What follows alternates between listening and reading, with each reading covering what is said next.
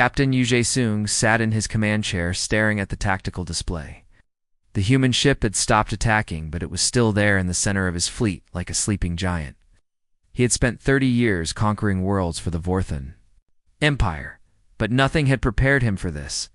"Science officer," he said, "quietly run a full analysis of that human vessel." "Oh." Creature worked frantically at his station, "Sir. The readings are beyond our understanding. The ship appears to be drawing energy from multiple dimensions simultaneously. Its hull is made of materials that should not exist, and its weapons operate on principles that violate known physics." "How is that possible, Jae-sung?" asked the science officer. "Hesitated, sir. I believe this ship represents a level of technology that our civilization has not yet achieved. It may be thousands of years more advanced than anything we have." The bridge of the human flagship Admiral Kang Ji-hai was having similar thoughts. She had called an emergency meeting with her top officers, and Dr. Park Min-ji had been brought over from the research ship. Dr. Ji-hai said, "What exactly are we dealing with?" Haramanji looked at her data tablet with wonder. "Admiral, the Eternal Guardian is not just a ship, it is a miracle of engineering. The power levels alone should be impossible, but the ship is somehow drawing energy from the quantum vacuum itself." "What does that mean?" one of the officers asked. "It means," Minji explained, "that the ship has unlimited power. It can operate its weapons and shields forever without ever running out of energy, and the weapons themselves are beyond our current understanding. They do not just destroy things, they can rewrite the fundamental nature of reality." Back on the Eternal Guardian, Commander Hyanwoo was learning more about the ship's incredible capabilities. Arya had connected him to the ship historical database, and what he saw amazed him. The humans who built this ship had evolved far beyond what he thought possible. They were no longer purely biological beings, but had become something that existed in multiple dimensions at once. They could manipulate matter and energy with their thoughts alone, and they had transcended the normal limitations of physics. "Ria," he said, "how did humans evolve so much?" "The process took centuries," Arya replied. "It began when humans learned to interface directly with quantum fields through careful study. In practice, they discovered that consciousness itself was a fundamental force of the universe, like gravity or electromagnetism show me the historical records." Hyanwoo said images flashed through his mind, showing the long journey of human evolution. In the timeline where the Eternal Guardian was built, humans had faced many challenges: wars with alien races, natural disasters, and the threat of extinction. But each challenge had made them stronger and more united. By the year 2500, humans had learned to enhance their brains with quantum processors. By 2600, they could exist in multiple dimensions simultaneously.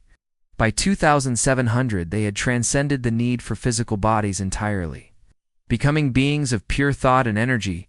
The humans of 2847 were godlike in their power, but they had not forgotten their humble origins. They remembered what it was like to be weak and afraid. That is why they built the Eternal Guardian as a gift to their past selves. Commander Arya said, "There is something else you need to know." "Yes." "This ship is not from just one timeline. It exists in multiple realities simultaneously. In 97% of all possible futures, humanity develops this technology. What about the other 3%? Hyanwoo asked. "In those timelines, humanity fails to evolve and is destroyed by various threats. The Eternal Guardian was sent back to ensure that your timeline becomes one of the successful ones." Dr.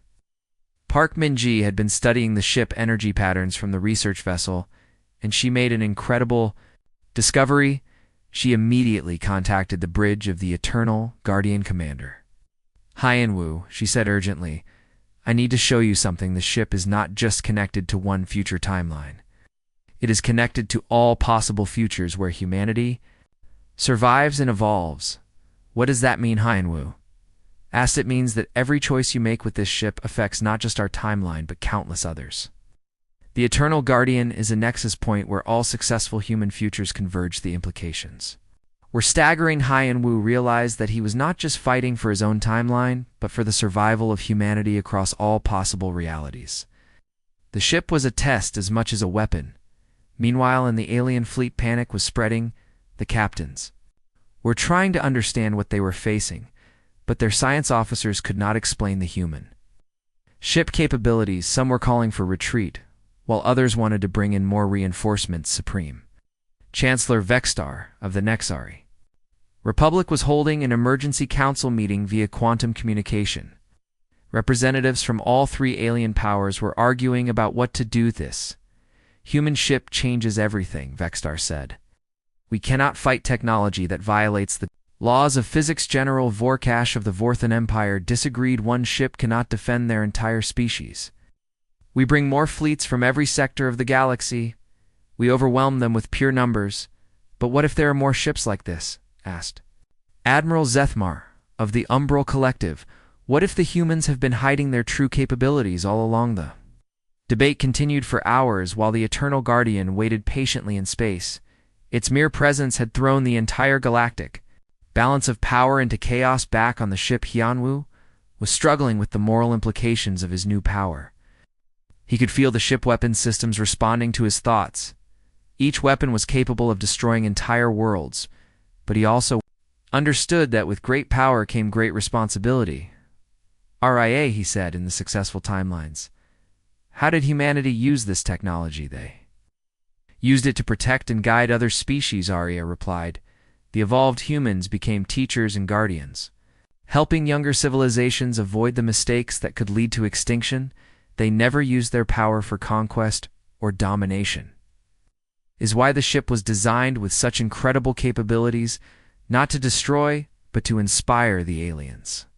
Needed to see that humanity had transcended the need for war and conquest. Commander, we are receiving signals from the alien fleet, Arya announced.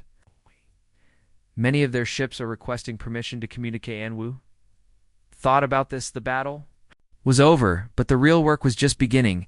Humanity had proven it could defend itself. But now, it needed to prove it could be trusted with ultimate power. Open channels to all ships, he said.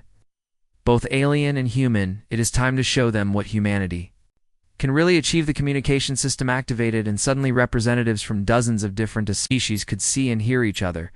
Some were afraid, others were curious, and a few were still angry, but all of them were listening. This is Commander Cho Hyunwoo of the human vessel Eternal Guardian, he began.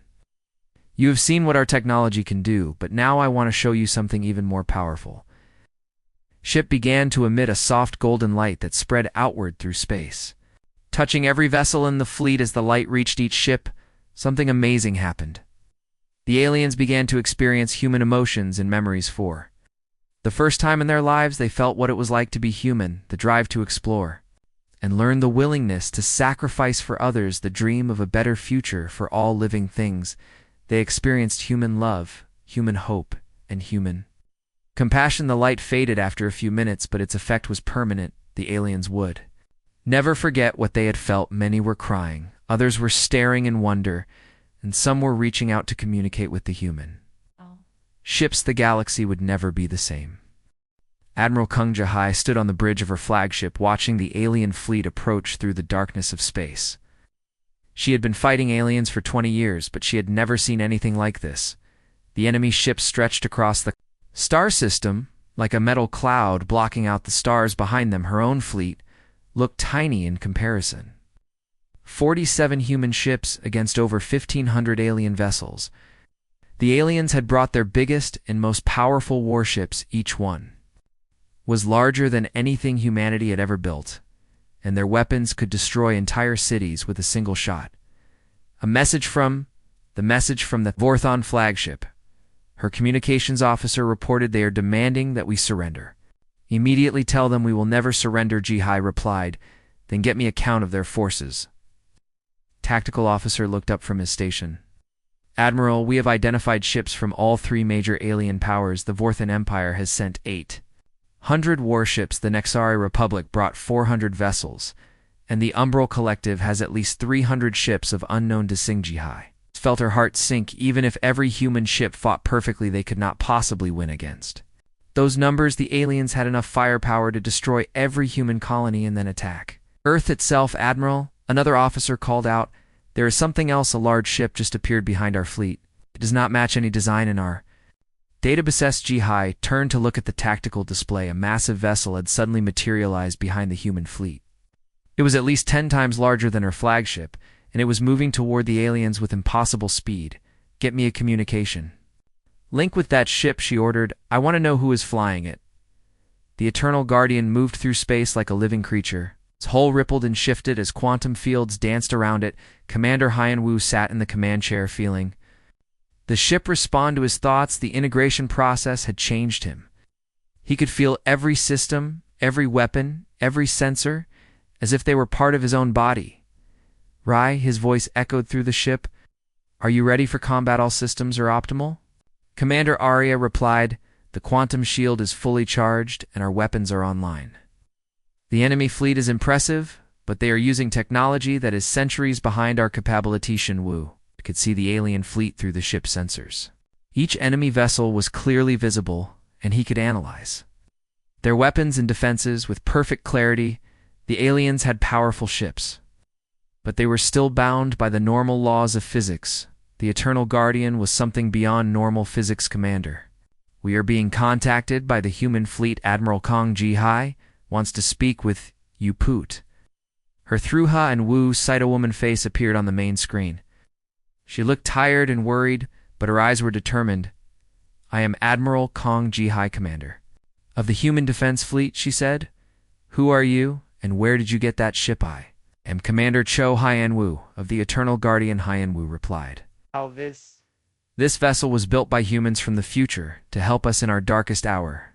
The Admiral stared at him. That is impossible. Many things are possible, Admiral Hyan-Woo said. Just watch the alien fleet opened fire first. Thousands of energy beams, plasma torpedoes, and exotic weapons streaked across space toward the human ships. Most of the attacks were aimed at the Eternal Guardian since it was by far the largest target. The weapons struck the ship shields and simply vanished. The quantum field around the Eternal Guardian absorbed every attack without even flickering. The alien weapons might as well have been throwing rocks at a mountain. The human fleet watched in amazement as the massive ship took hits that would have destroyed entire cities and showed no damage at all. Now it is our turn. Who knew? Said he, focused his thoughts on the main weapon system. The reality manipulation cannon began to charge, drawing power from the quantum foam of space itself. Energy levels rose to impossible heights. As the weapon prepared to fire, the Eternal Guardian fired a single shot. The beam of energy struck the center of the alien fleet, and 200 ships simply ceased to exist. They were not destroyed or blown up. They were erased from reality, as if they had never been built. The space where they had been was now completely empty. Remaining alien ships stopped firing and began backing away in panic. Their sensors could not explain what had just happened. How could 200 warships simply disappear? And old Ji-hai stared at her tactical display in shock. What kind of weapon can do that? The reality manipulation cannon, Arya explained over the communication link. It rewrites the fundamental laws of physics in a localized area. Those ships were not destroyed. They were convinced by the universe itself that they never existed. Alien fleet tried to regroup, but the Eternal Guardian was already moving among them. Its quantum engines allowed it to appear anywhere instantly.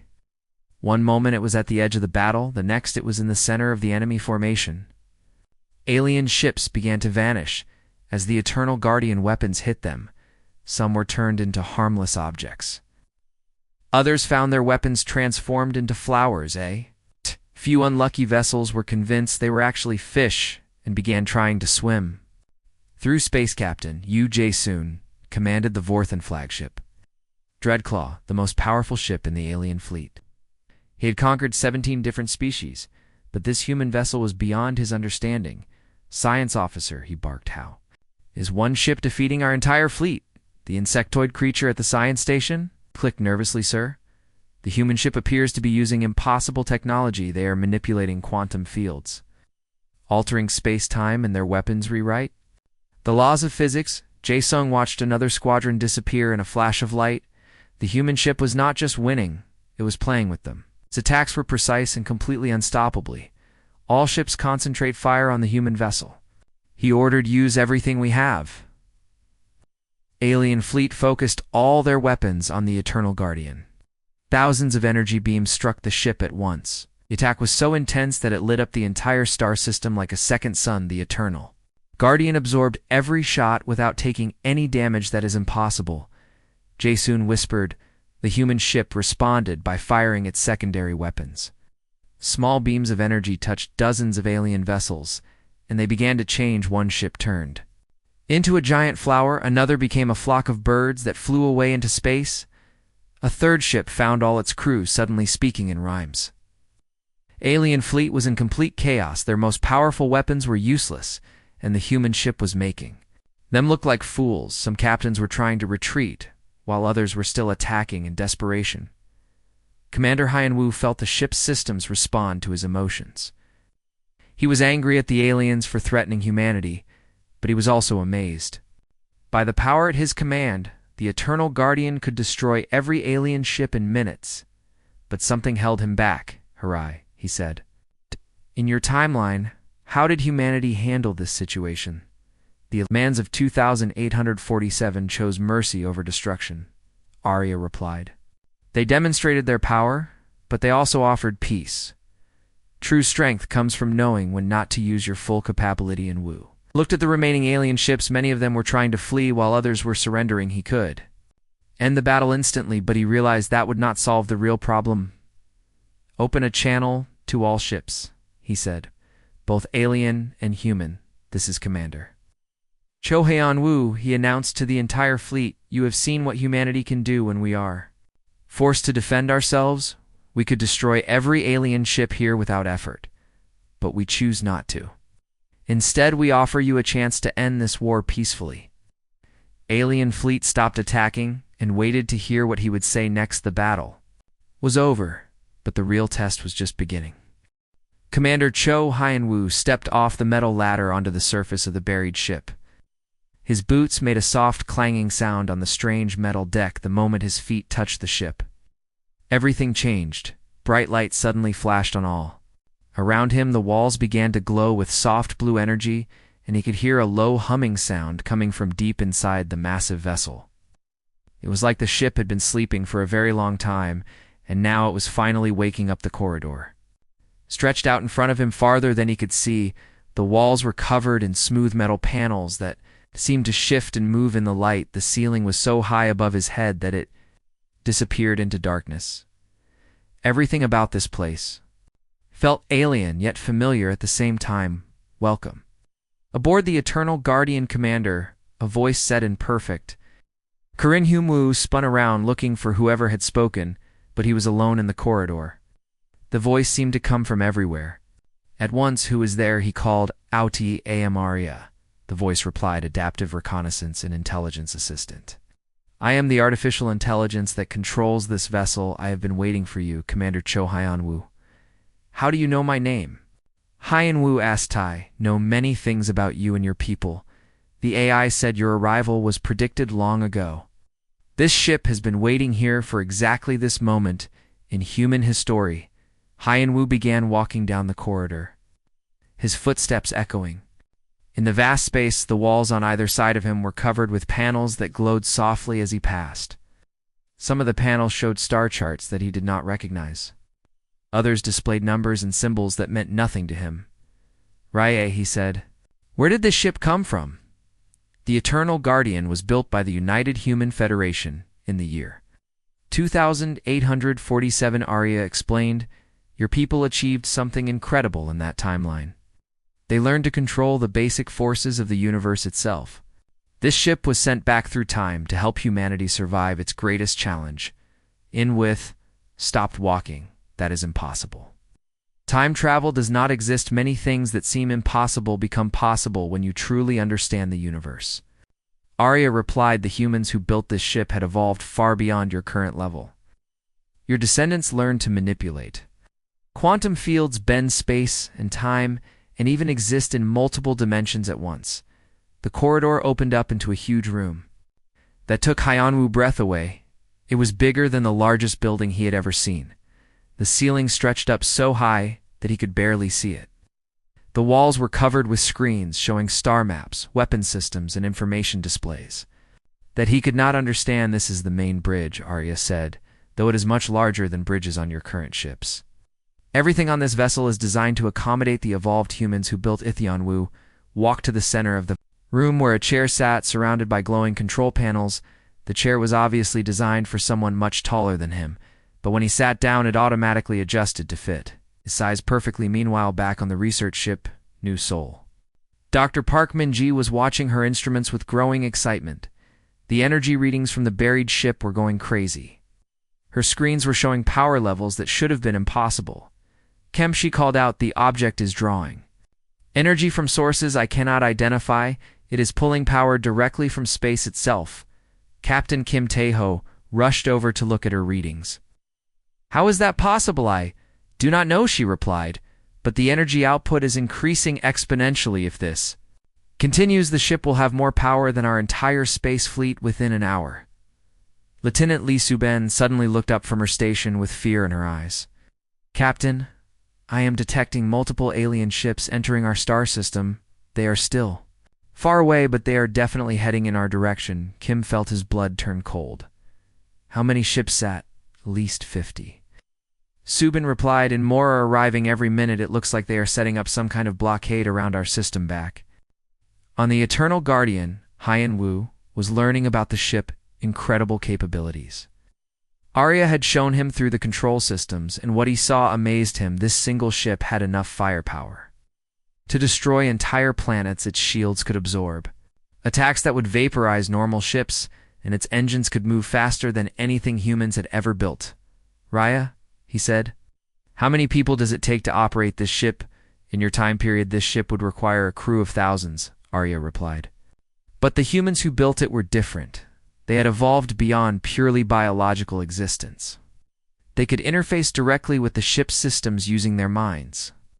"This vessel was designed to be operated by a single evolved human, but I am not evolved," Hyenwoo said. "How can I control something this complex?" "Ship will help you," Arya explained. "When you are ready, the Eternal Guardian will connect directly to your nervous system. You will not control the ship so much as become part of it. The boundary between you and the vessel will blur until you are working as one Unithian." Wu felt nervous about this idea. But he knew humanity needed this ship.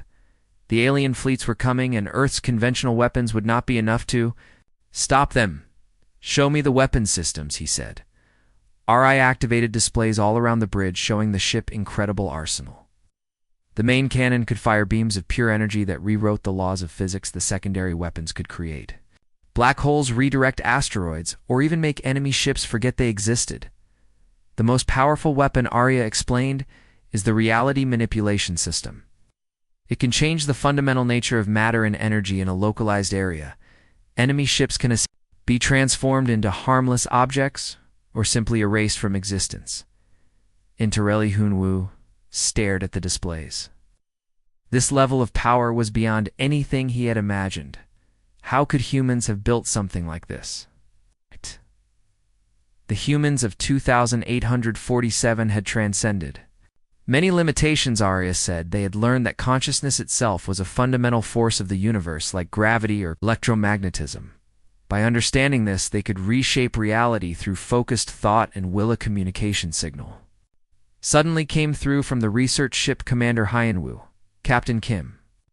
Urgent message." Yunwoo activated the communication system. "What is it, Captain?" "The alien fleets are moving faster than we expected," Kim replied. "They will reach our outer colonies in less than 2 days. We need to know if that ship can help us fight them." Yunwoo looked around the bridge at all the incredible technology. The ship was powerful enough to face any threat, but he was just one man. How could he possibly operate something this complex? RIA seemed to read his thoughts. "Commander, you are not alone. This ship carries the knowledge and experience of thousands of evolved humans from the future.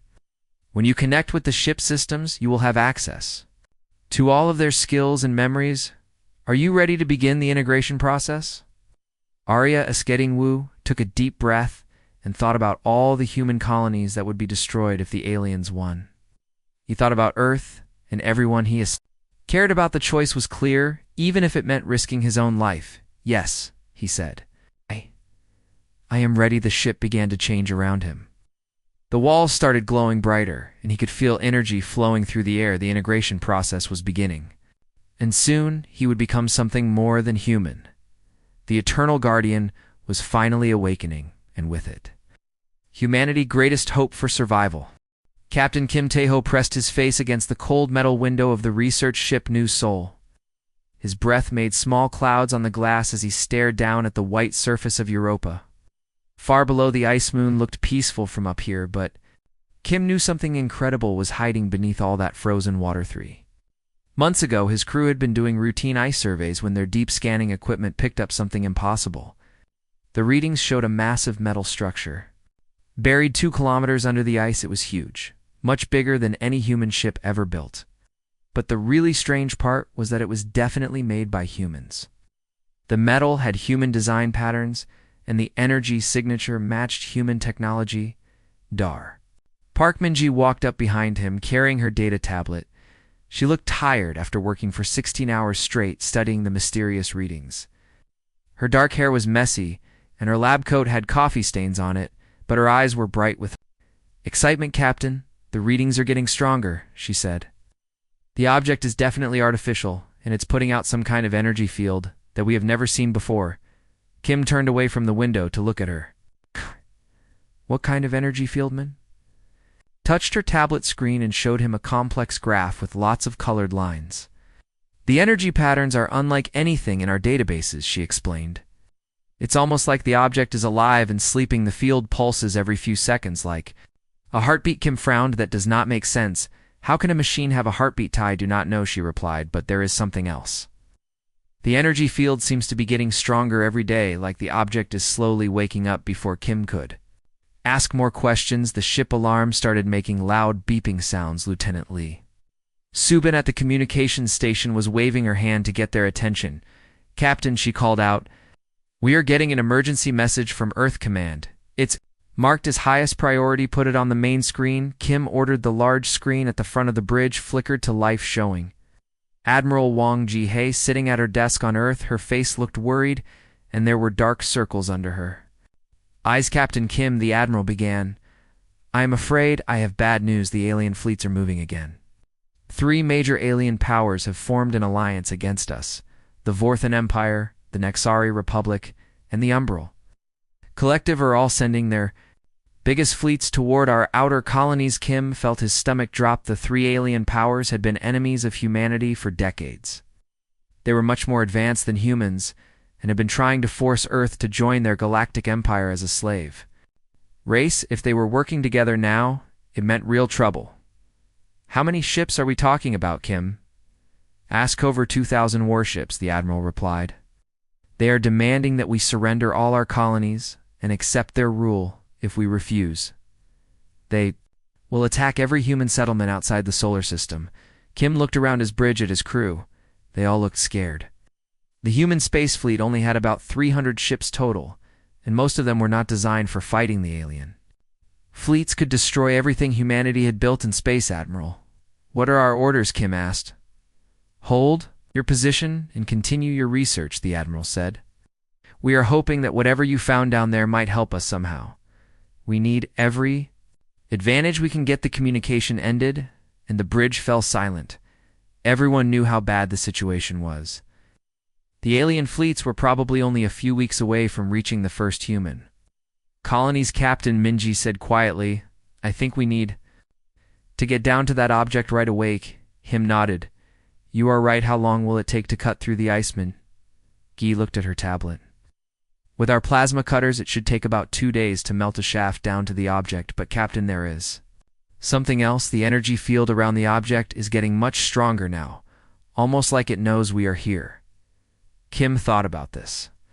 The timing seemed too perfect to be a coincidence. Humanity was facing its greatest threat ever, and suddenly they discover a mysterious human ship that might be able to help them. Get me, Commander Cho Han-woo, Kim ordered.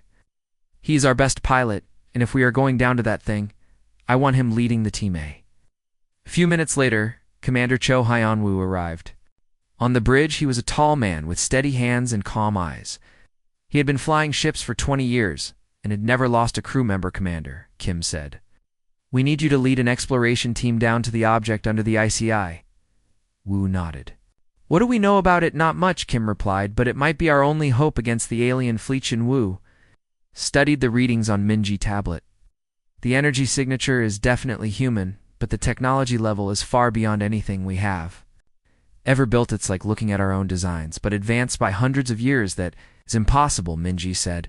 Humans have only been in space for 60 years. There's no way we could have built something like this. Les Hyenwu said slowly. This ship is not from our time. Kim stared at him. What do you mean? Nunwu pointed at the energy readings. Look at these patterns. They are not random. The field pulses match human brainwaves almost exactly. It's like the ship is dreaming, and if it really is human technology, but more advanced than anything we have, then maybe it comes from our future. The bridge fell silent as everyone thought about this idea. A ship from the future seemed impossible, but so did everything else about their discovery. Park Minji suddenly gasped and pointed at her tablet. Captain, look at this. The energy field just changed. The pulses are getting faster and stronger. The screen, they could see the ice above the buried object starting to glow with a soft blue light. The mysterious ship was definitely responding to their presence. Kim made his decision. Commander Hyenwu, take a team down there as soon as possible. Find out what that thing is and if it can help us fight the aliens. We do not have much time. Yunwu saluted. Yes, SARS. The commander left to prepare his team. Kim looked back out the window at Europa. The ice moon looked the same as always, but he knew that underneath all that frozen water was something that could change everything. Either humanity, it had found its salvation, or it had found something even more dangerous than the alien fleets. The ship continued to orbit Europa while the crew prepared for the most important mission in human history. Deep under the ice, the mysterious object pulsed, with energy waiting for the first human to step aboard and discover the incredible truth about humanity. Future 2. Days later, the plasma cutters finished melting through the ice, and Commander Hanwu began his descent into the shaft. The walls of ice glowed with blue light, and the energy readings were off the charts. As he got closer to the bottom, he could see the outline of something massive and metallic. Waiting in the darkness, whatever was down there, it was about to change the course of human history forever. The Galactic Council emergency session was in complete chaos. Representatives from 43 different species were shouting at each other, while holographic displays showed the devastating reports from the battle. Supreme Chancellor Vextar of the Nexari Republic hammered his gavel, repeatedly trying to restore order. The humans have a weapon that can erase ships from existence, shouted Ambassador Krixtel from the Thorian Confederacy. Our entire understanding of warfare has become obsolete. Representative Yulmoth of the Crystalline Hegemony waved her forearms in distress. My people are demanding that we negotiate with the humans immediately. They have seen what happened to the Vorthan fleet, and they are terrified. But General Vorkash of the Vorthan Empire stood up, angrily slamming his fist on the table. One ship, he roared. One ship defeated 1,500 of our best vessels, but it is still just one ship. We mobilize everything. Every fleet, every weapon, every ally in the galaxy.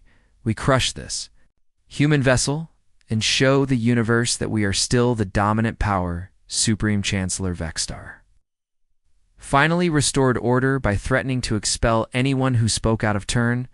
The emergency session had been called after reports of the impossible human victory reached the galactic capital.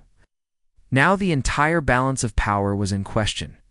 We must consider our options carefully, Vextar said. The human ship has demonstrated capabilities that exceed our most advanced theoretical models. Perhaps it is time to reconsider our stance toward humankind. If our cash replied, if we show weakness now, every species in the galaxy will think they can defy us. The humans must be crushed no matter the cost. But at what cost? Asked Ambassador Sylvan of the Peaceful Worlds Alliance. Are we willing to sacrifice millions of lives just to maintain our pride? Debate continued for hours while across the galaxy, alien fleets began mobilizing. Every major power was calling in their reserves, and some were even forming new alliances specifically to deal with the human threat. Back on the Eternal Guardian, Commander Hyenwu was experiencing something he had never felt before. The ship integration process had connected him not just to the vessel systems, but to the collective consciousness of all evolved humans across multiple timelines. He could sense their wisdom, their experiences, and their guidance. RIA, he said, I can feel them, the humans from the future. They are trying to tell me something. What do you sense, Commander? Arya asked. They are showing me different possible outcomes. Hien Wu replied, in some timelines, humanity becomes the dominant species in the galaxy through force. In others, we become teachers and guides, but in the best timelines, we become something more. What do you mean we become the conscience of the galaxy, the species that helps others avoid the mistakes we made? We do not rule through power, but through example. Park Min-ji had been brought aboard the Eternal Guardian to help study its systems. What she found amazed her. The ship was not just a weapon, it was a repository of human knowledge and wisdom from across multiple timelines. Commander, she said, I have been analyzing the ship memory banks this vessel contains, the accumulated knowledge of billions of evolved humans. It knows every mistake, every triumph, every lesson learned across countless reality show. Mi Heianwu Sadmingi activated a holographic display that showed the branching paths of human evolution. In some timelines, humans became conquerors and eventually destroyed themselves through endless wars. In others, they became isolationists and were eventually wiped out by external threats. But in the most successful timelines, humans learned to balance power with wisdom. They became protectors and teachers, using their advanced capabilities to help other species avoid the pitfalls that led to extinction. The ship was designed to guide humanity toward the best possible outcome, not through force, but through demonstration of what was possible when power was used responsibly. Commander Arya interrupted. We are detecting massive fleet movements throughout the galaxy. It appears the aliens are mobilizing everything they have. How many ships? Hien Wu asked. Current estimates suggest over 10,000 vessels from dozens of different species. They are converging on this system with the intention of destroying the Eternal Guardian, no matter the Theon Wu felt the weight of responsibility settle on his shoulders. The evolved humans had given him the power to reshape reality itself, but they had also given him the wisdom to know when not to use it. The real test was not whether he could defeat 10,000 ships, but whether he could find a way to end the conflict without destroying his enemies. Meanwhile, Admiral Kang Jihai was coordinating with human colonies throughout the galaxy. The news of the Eternal Guardian victory had spread quickly, and the reaction was mixed. Some colonies were celebrating while others were preparing for alien retaliation in Marl. We are receiving reports from our deep space monitoring stations. Lieutenant Commander Park Junho reported that aliens are massing fleets at strategic points throughout the galaxy. It looks like they are planning a coordinated assault. How long do we have? Jihai asked, based on their movement patterns. Probably less than a week before they arrive in Forche. Jihai looked at the tactical display showing the positions of alien fleets. The enemy had learned from their first defeat and was bringing overwhelming numbers this time.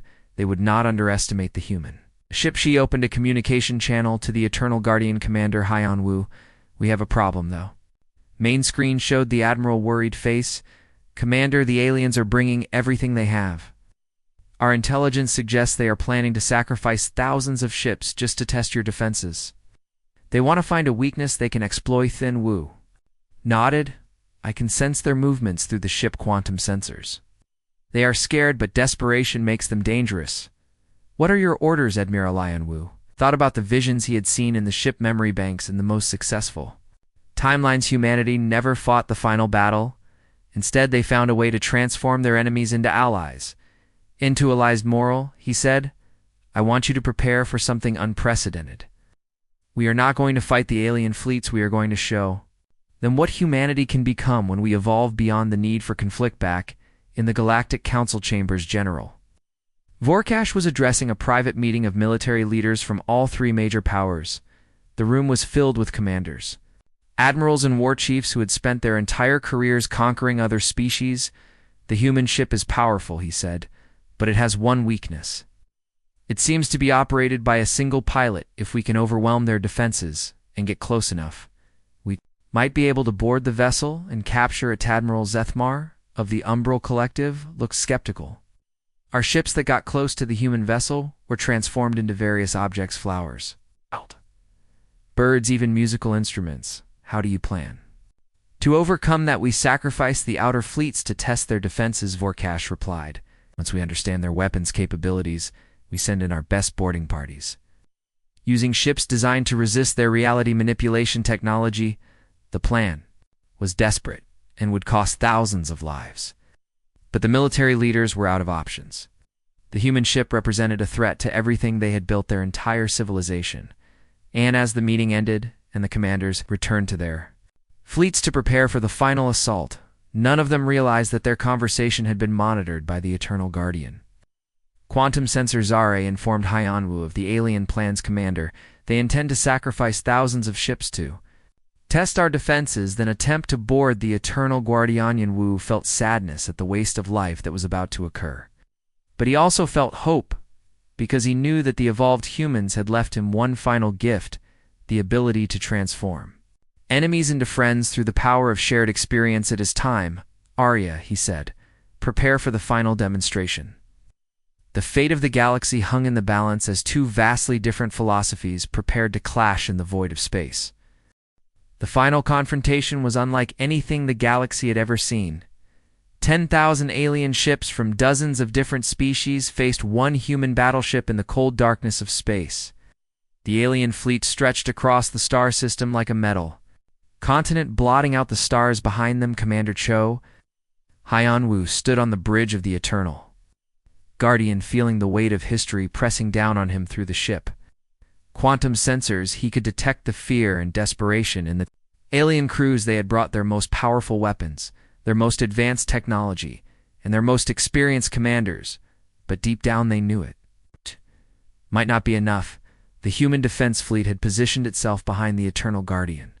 Admiral Kang Jihai and her 47 ships looked tiny compared to the massive alien armada, but they were ready to fight to the last ship if necessary. Commander, the alien fleet is preparing to attack. All ships are charging weapons and moving into assault formation. Yanwu nodded. I can feel their intentions through the ship consciousness. They are planning to sacrifice thousands of ships to test our defenses, then try to board. What are your orders, Commander? Hyunwoo closed his eyes and reached out with his mind to the collective consciousness of the evolved humans. He could sense their presence across multiple timelines, all of them watching this crucial moment. Open a channel to all ships, he said, both alien and human. I want everyone to hear this. The communication system activated, and suddenly every ship in the system could receive his transmission. Hyanwu voice echoed across the galaxy, carried by the ship quantum communication arrays. Is Commander Cho Hyanwu of the United Human Federation vessel, Eternal Guardian. He began to the alien fleets gathered before us. I offer you a choice. Witness the true power of humanity, then decide if you wish to continue this war. The Eternal Guardian began to change before their eyes. The ship hull started to shift and expand as quantum fields cascaded around it like living light. The vessel grew larger and more magnificent until it resembled a massive crystal floating in space. Beautiful and terrible at the same time. The alien fleet watched in stunned silence as the human ship transformed into something beyond their understanding. Energy patterns danced across its surface, and the space around it began to warp and bend. Behold, nature of human potential. We could end this war in an instant. Could erase your fleets from existence or rewrite reality itself to ensure human dominance, but we choose not to. Instead, we offer you something far more valuable. The ship main weapon began to charge, but instead of the familiar energy buildup that preceded destruction, this was something entirely different. The weapon was drawing power from dimensions that most species did not even know existed. Admiral Kang Jihai watched from her flagship as energy readings climbed to impossible levels. Whatever the Eternal Guardian was preparing to do, it was beyond anything they had seen before. The Vorthan flagship General Vorkash was screaming orders at his crew. All ships open fire before they can complete whatever they are doing. The alien fleet opened fire with everything they had.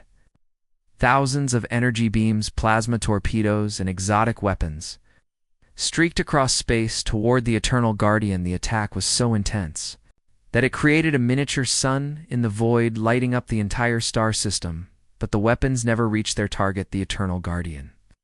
Quantum field absorbed every attack, transforming the destructive energy into something beautiful. Cascades of light flowed around the ship like aurora dancing in an endless sky.